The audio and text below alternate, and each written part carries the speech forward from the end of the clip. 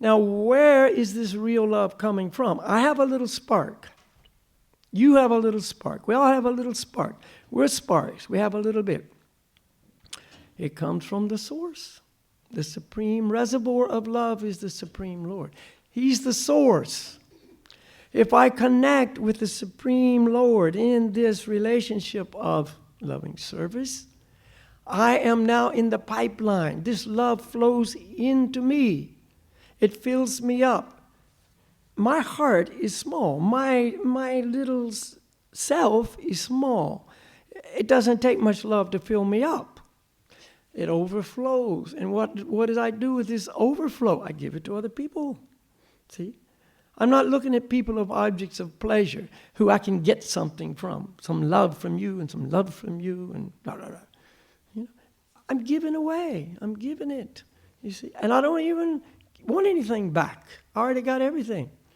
I'm happy inside. I'm full inside. See? I don't need anything, but I want to give it away. And therefore, you actually become a reservoir of love for other people. You're not the reservoir, but you're the medium. You're the pipeline. You can pass it out. And therefore, you are happy. You're satisfied. You're not contemplating objects of the senses for making you happy. You're already happy. You don't have to consume everything in your ability to be happy. You're already happy. You see, you don't have to create things and try to be God. You know who you are.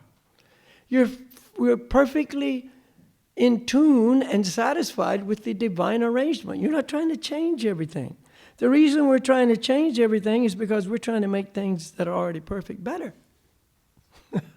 See, it's not good enough for me. I want it to be different. You see, I want a new system. And I will change it like this. And of course, we've all got our different parameters. So you want to change it like this. I want to change it like this. Another guy wants to change it like this. So we're changing everything, but I don't like it. So we tear this guy's thing down and make ours. And then we'll fight over who's right. And we'll own it, because if I own it, I can change it and you can't tell me what to do. And somebody else comes and takes it away. You see? And it's just a whole series of misery.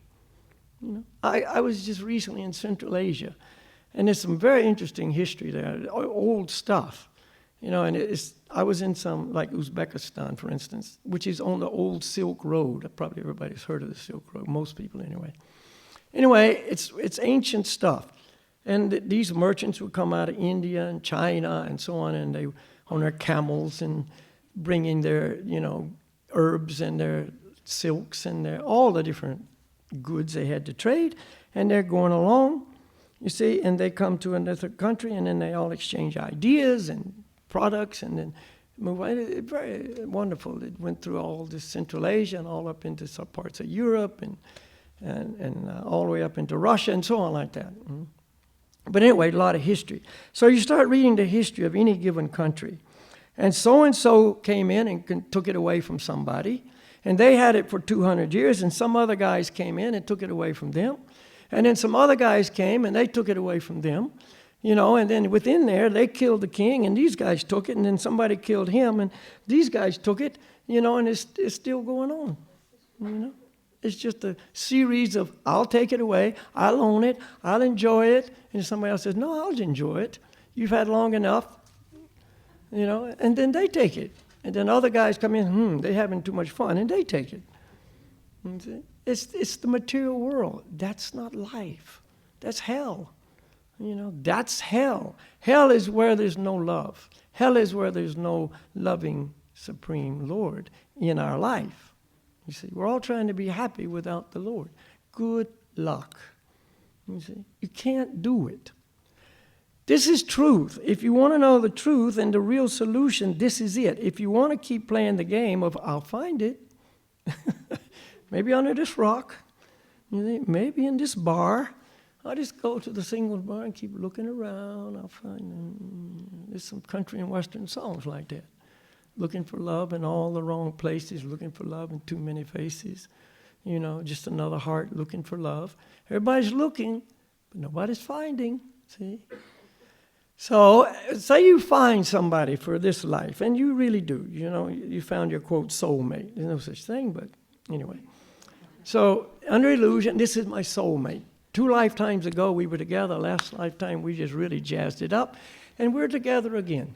This is so blissful. I'm just loving it. So I got my soulmate, and I stay in this body with my soulmate for, they say, together for 65 years. But sooner or later, we got to leave because this kit's temporary. We don't stay here very long. You see, if nothing else happens, just by divine arrangement, old age comes and time to go, man. Got to go. So we get kicked out. Mm-hmm. So we leave the body. Soulmate, come with me. Don't think so.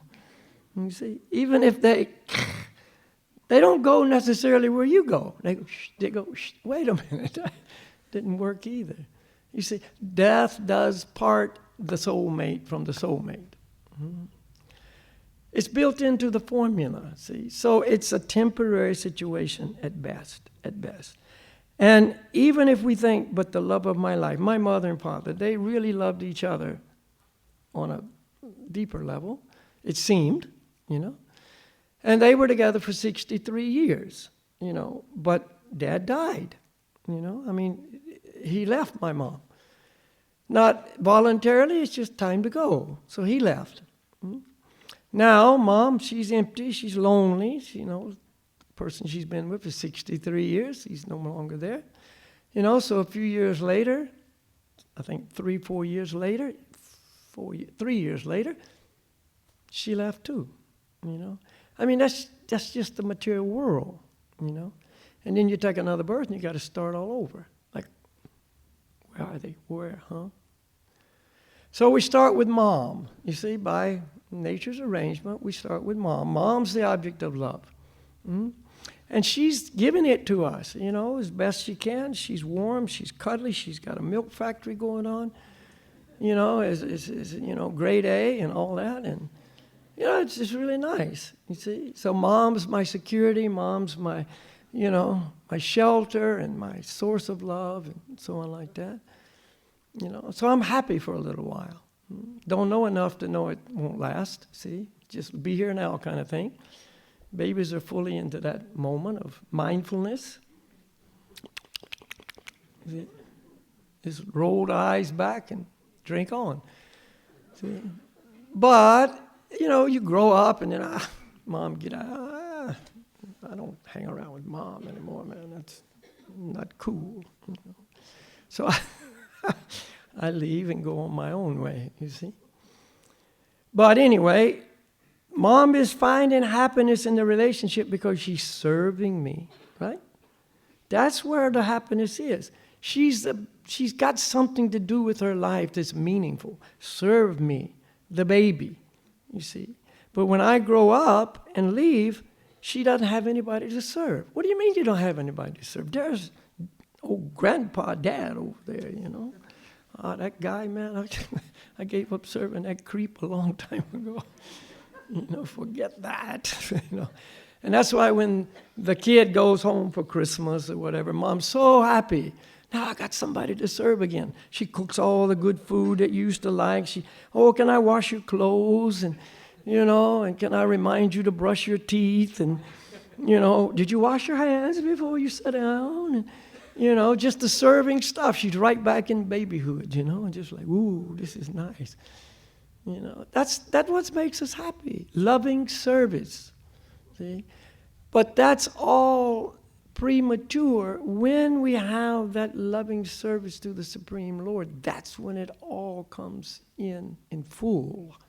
So the love in this world, no matter how wonderful and complete and full and happy it is, it's just a minuscule part of what it's like when we tap into the reservoir, you see. There's no comparison, really. Mm-hmm. Then we can love everybody. Some people say, all you talk about is loving God. Just love God. Mm-hmm. What about my wife, and what about my husband and my children and other people that are so dear to me?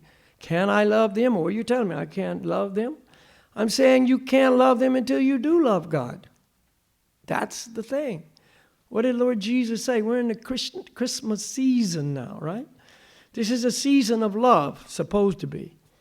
Right? This is what Jesus came to give everybody. Love for God. That was his message.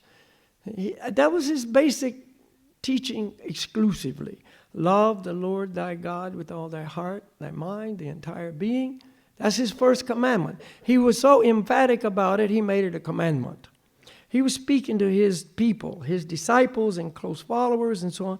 So he was in a position to command them. This is my first and foremost commandment.